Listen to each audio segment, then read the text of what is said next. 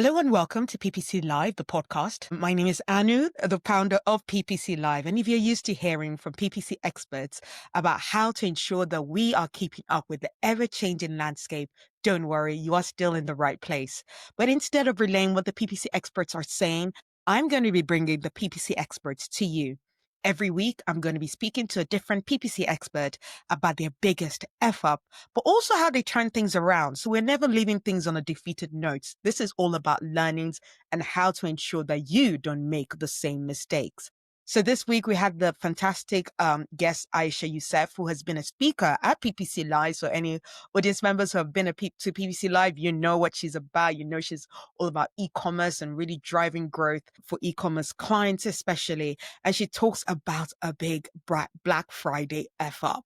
So yeah, that was really brave of her. We're really grateful for her sharing that story because that is not easy to share. So yeah, we learn about the things, the do's, the don'ts, and who was supportive, who was surprising with her, and how she just really turned it around and still ended up having a great relationship with her clients. So let's go speak to Aisha.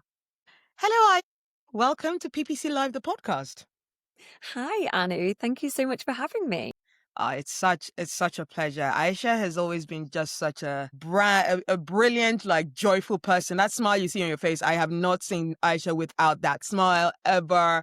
And I love that it was when we met in Manchester for Charlie Brennan's performance MCR that we actually realized that we live next to each other, almost next to each other, like in the same neighborhood. And we're like, we've got to hang out. So it's really nice to have someone in the marketing world who lives like maybe like 10, 20 minutes away from me. And if I'm all stressed out and I need to meet someone in person, which I love, I can do that with Aisha. But yeah, more about the lovely lady Aisha you've got in front of you. She is a paid media e-commerce specialist, especially helping most recently the likes of Iceland. She's very values led and a performance focused, and she's very passionate performance marketing specialist with 10 plus years experience.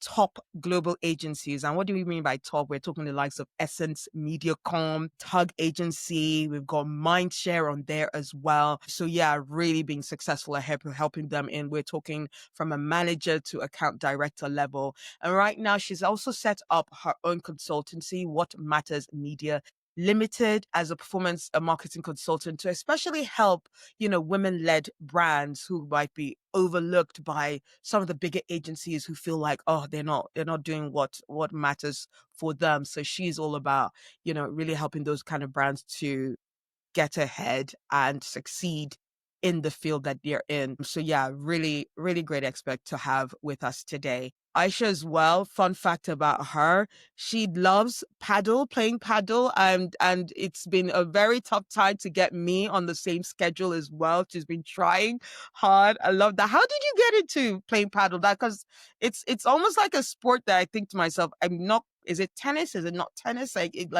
What's it like? Tell us a bit about paddle. Oh, it's so good. You need to come and play. I was actually playing this morning down in Catford in the rain, but it's very easy to get into. And if you've played anything before that's a racket sport, so tennis, squash, badminton, but I feel like it's most like table tennis, like ping Okay. pong. So we all played that before. So it's just Yeah. like a big ping pong. It's like yeah, it's like playing like big Big ping pong ping on a pong. bigger scale. Big ping pong. That's Yeah. a paddle company should use that as their branding. Big ping pong. Yeah.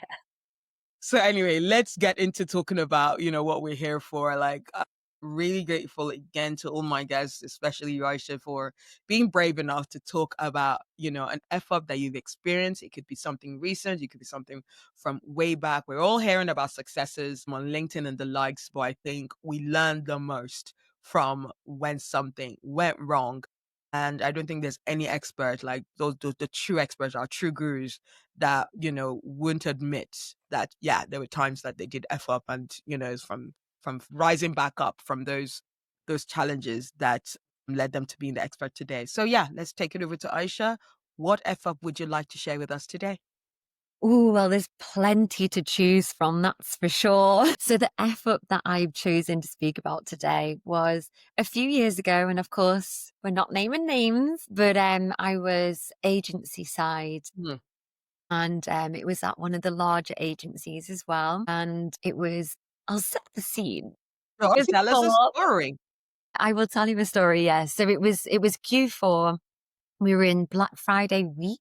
Mm. And it was a part of this strategy to remove the ad scheduling from some of our campaigns that turned campaigns off at certain times, because historically, those are not good times for us. But as we know, people search at very different times during Black Friday day, Black Friday week.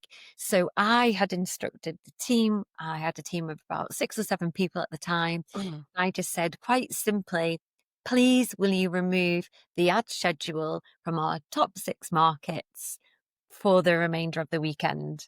Yeah. And they did exactly that. Okay. Now, I think it's one of the things as we get into more automation, some of the newer execs, the more junior execs don't really know the nitty gritties so much, or like the manual side of the campaign. So they did that and they removed the ad schedule. And any of the PPC old timers like myself knows that that means that your ads won't be running at all because they just removed it. Oh. Okay. And instead of just Wow. putting a 0 throughout all of the days of the week and all of the times, they removed it. So those particular campaigns didn't actually run for the whole of Black Friday. Oh, And wow. yeah, big effort. Yeah. Yeah. Okay. So Big it one. didn't, and how was it discovered? How's It that discovered? wasn't actually discovered until the next day. Okay. So the next day it was discovered. So because it was only on a selection of campaigns, not the whole account, some Okay. of our alert systems didn't send a signal because, some of our alerts were like, okay, so if there's 0 impressions in this account, then send an alert. But of course, there was impressions, there was clicks, there were conversions. It was just much lower. And because performance was very good and some of our other campaigns were still working hard, we Yes. overlooked these particular sets of campaigns throughout our top 6 markets.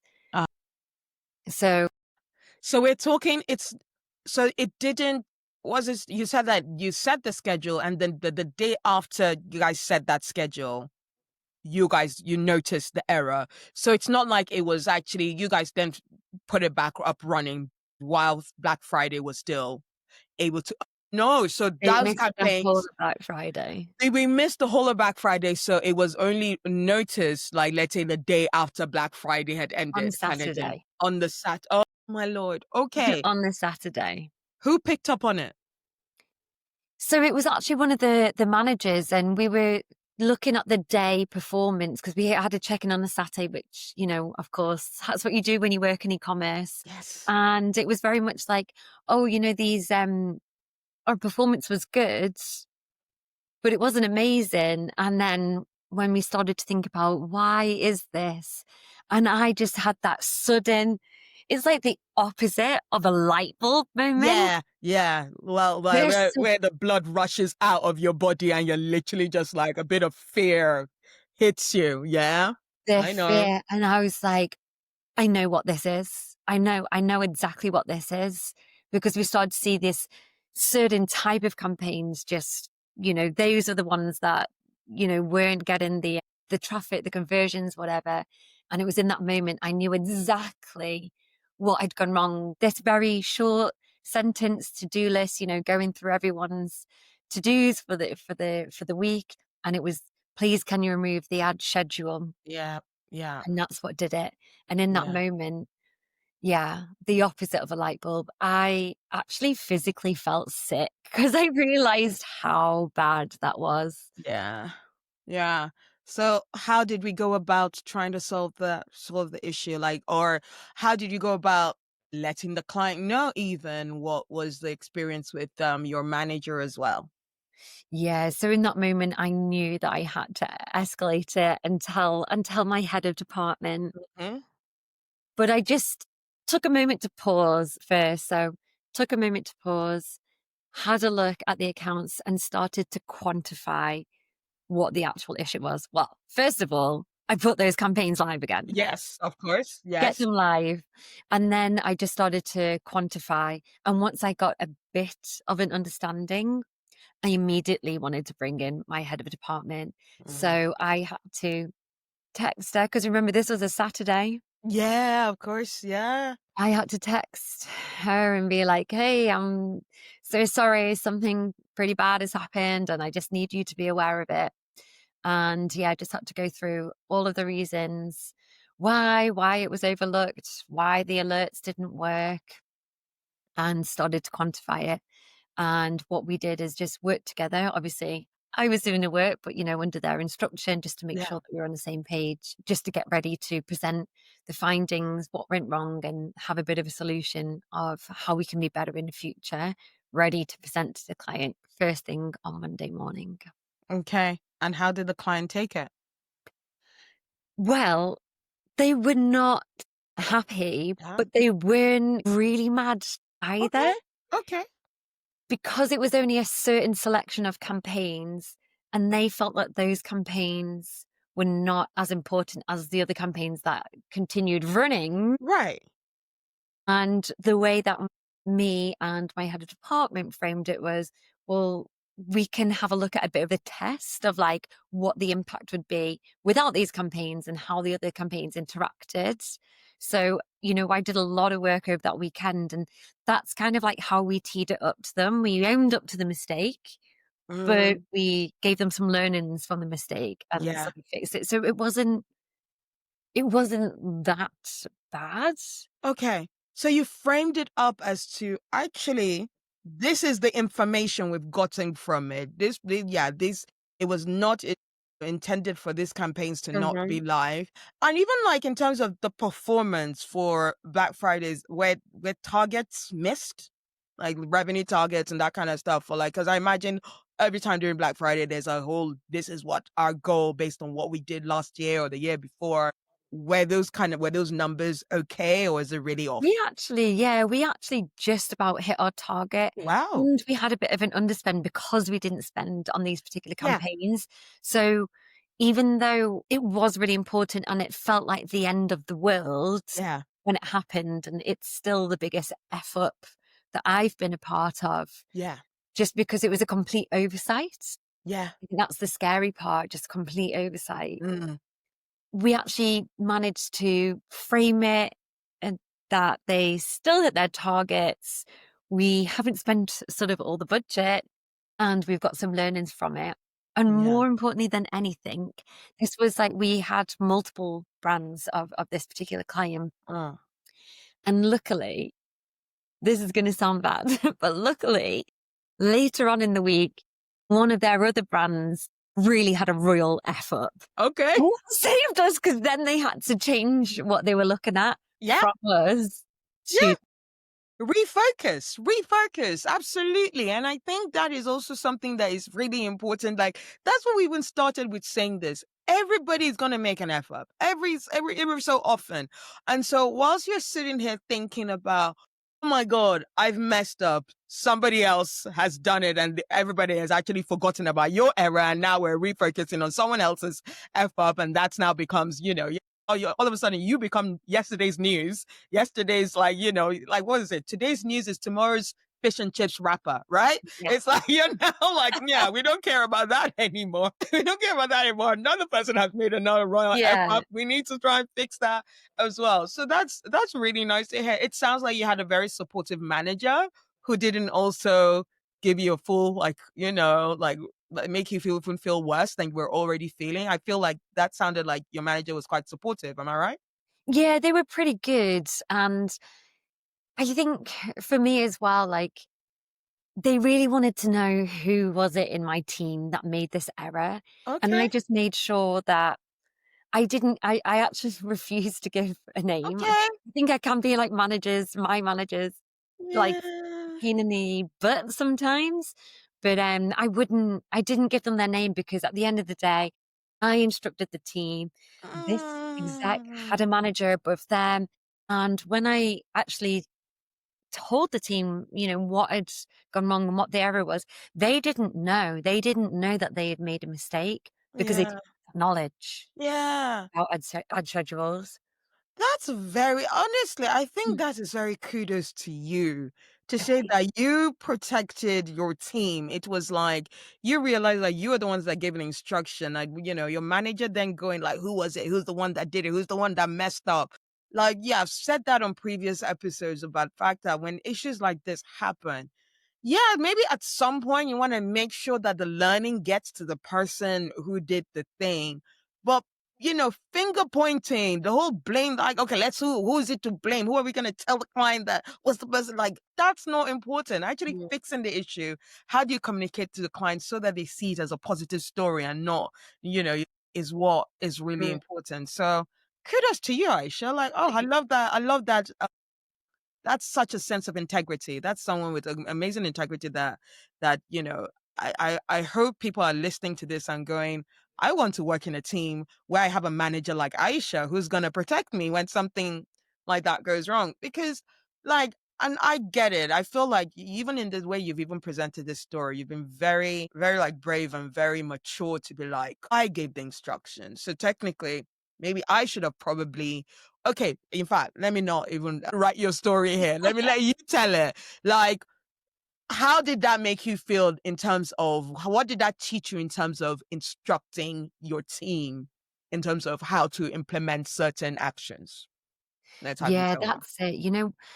Especially agency side, it's so fast. We've all got so much to do. And then e-commerce and Black Friday, we've got a massive stack of a to-do list, each and every single one of us. Mm, And I kind of had it in my head, and I think that's what haunts me more than anything.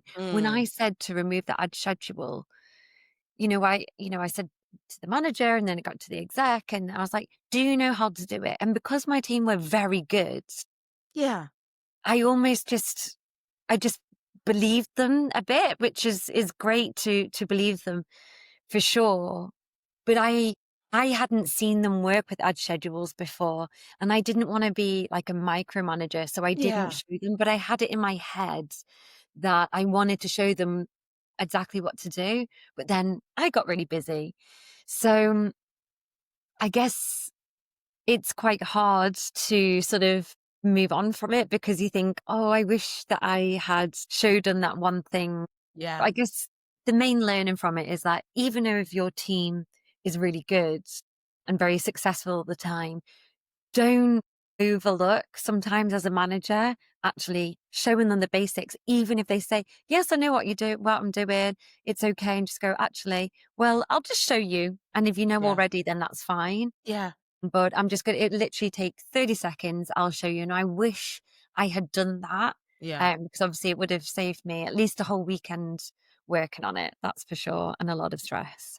Yeah, no, absolutely. And I think, yeah, we need to remember that for, those like, it was Black Friday. Mm. I would say that if it was going to be like, a BAU kind of day, it's not as important to be like, oh, let's make sure we got it right. But like on Black Fridays kind of thing, holidays, Mm. there are times when you're like aware things are going to spike up, double checking people's work. It's not a oh, you don't trust your team.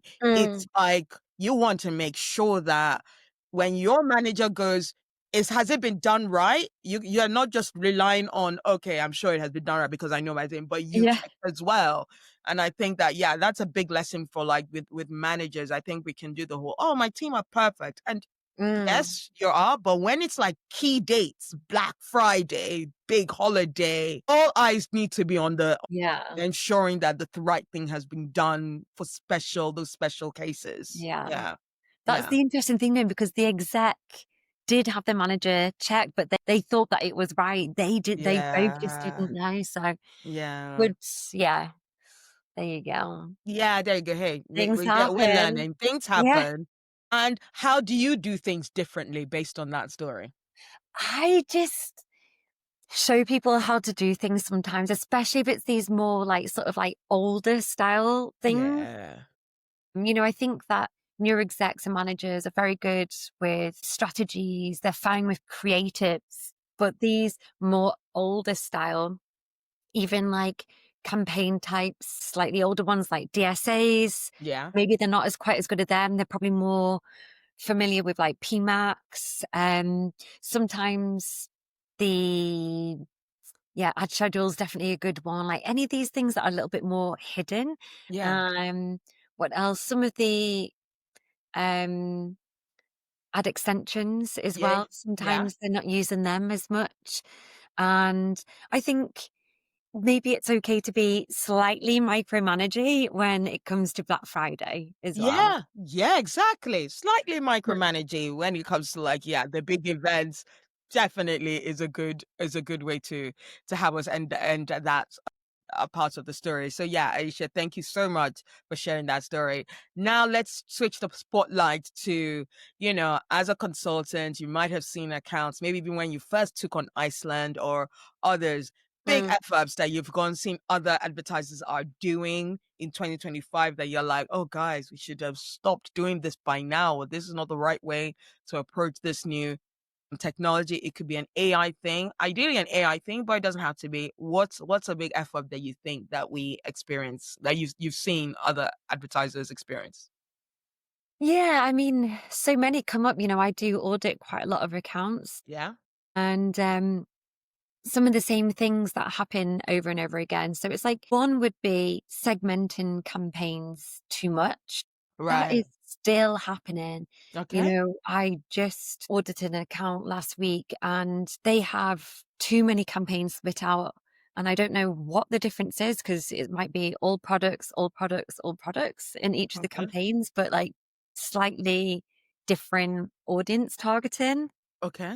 So it just seems like too much of a dilution of their campaigns, especially when they're not getting that many conversions. Yeah. See that happening all of the time, over segmentation of campaigns. Over segmentation for sure. And so yeah, let's teach people a few things here. So when you're talking Mm. about like audiences, what's your best practice right now for that? I mean, unless you have a meaningful reason to segment your campaigns by audience type, Hmm. then we should really be taking slightly more of an approach for Google Ads, slightly more similar to Meta Ads these days. Okay. So really starting more broad and then learn, and only if it's needed and required for your campaigns, then segment by audience. And for that, it would be really if you really didn't want to be targeting, say, for example, your existing customers. That's something that I see quite often, which I think is good. Yeah. But otherwise, targeting all of your products and then just having like a competitor audience and then the same all of your products and with no competitor audiences, I think the benefits of actually having all of your data together in fewer campaigns would outweigh the segmentation between the two. It's not really required. Yeah.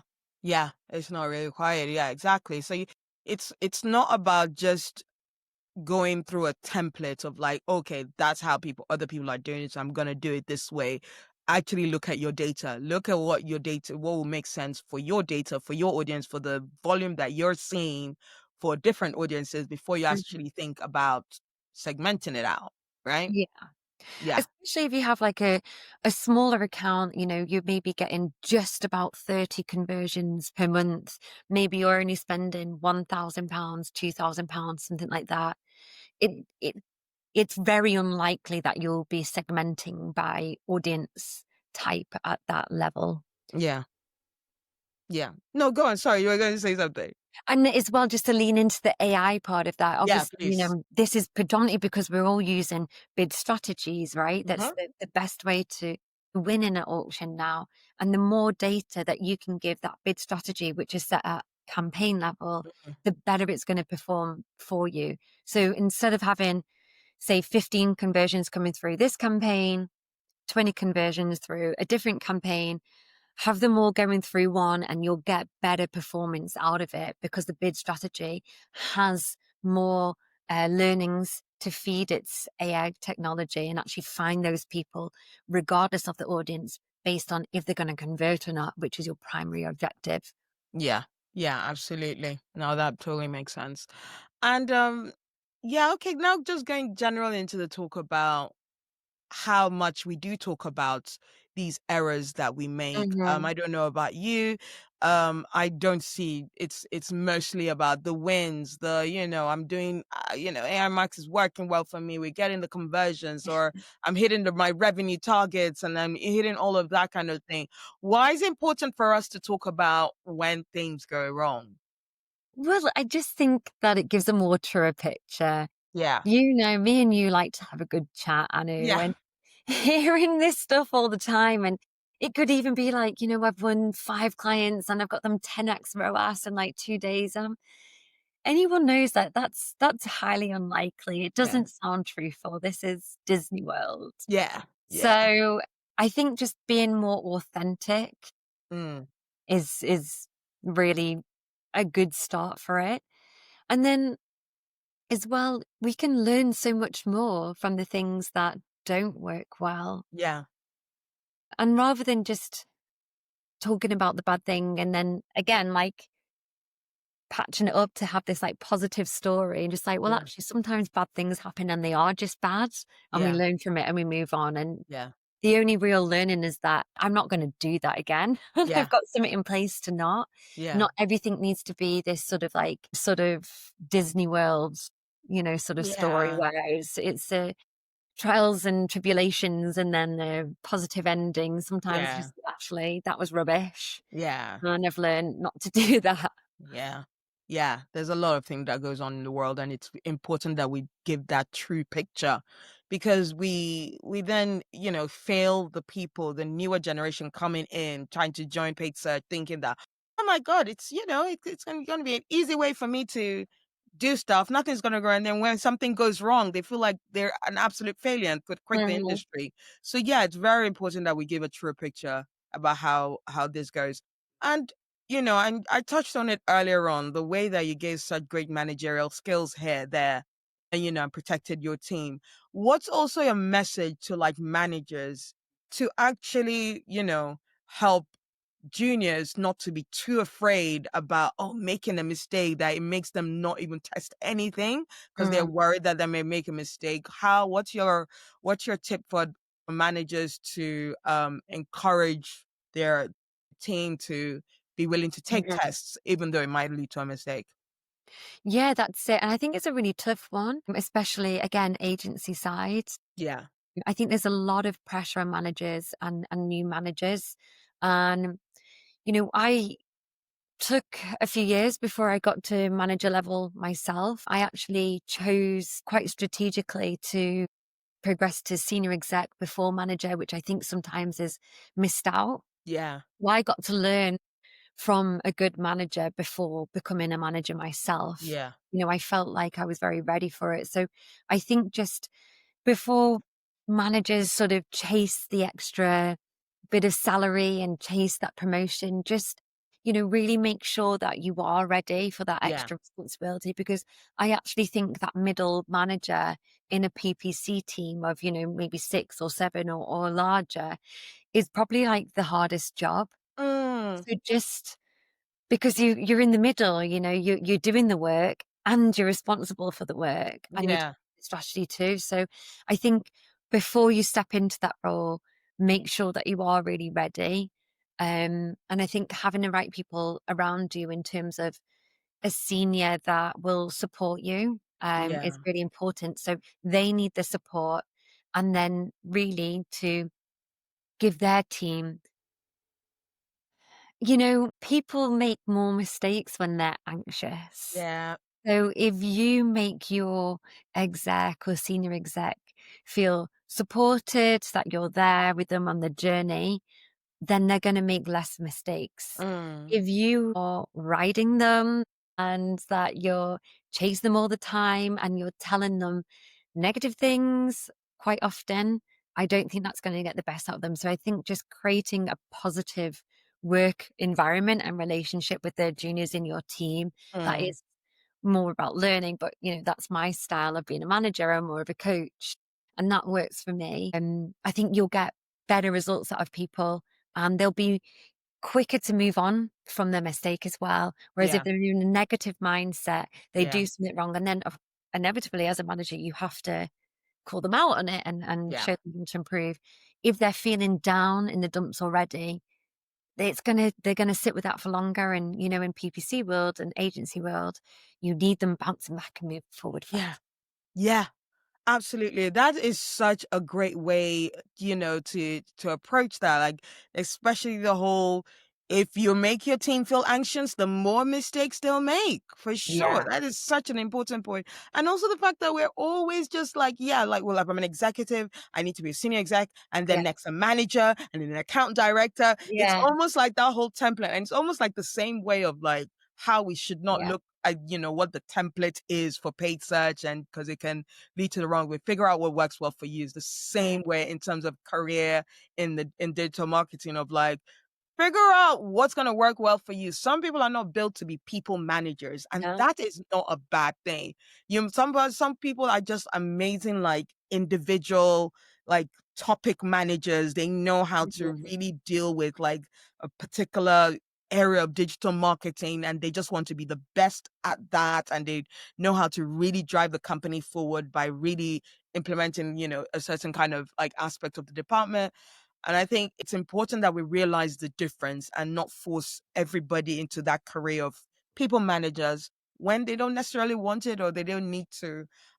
So yeah, don't necessarily always feel like you need to jump the already pre-stated, the fixed like career ladder that's already set for you. Actually figure out what works best for you. And that's how you succeed. mhm. Yeah, what did you say? No, Yeah. just agreeing. Mhm, Yeah, mhm. right? Amazing. There's You know no what?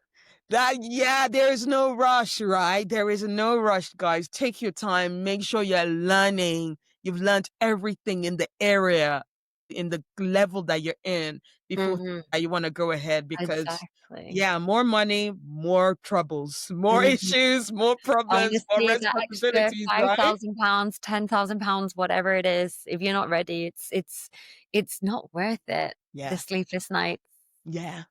Yeah, the working on a Saturday. You don't want to be doing that. Like, oh my God, right? Oh, And now we I just do that for fun, Annie.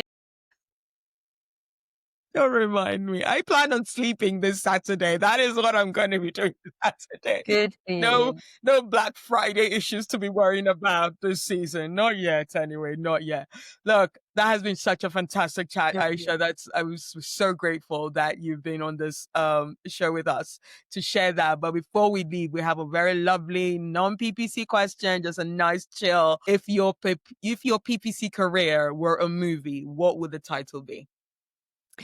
Well, luckily you sent the a question to me before because I've got hopefully quite a fun answer to this. So Please. mine would be kind of like a parody of 50 Cent's movie, which would be Get Clicks or Die Trying. Hey, I mean, I don't know whether we should be dying trying to get clicks. Yeah, We're not I like saving it. lives here.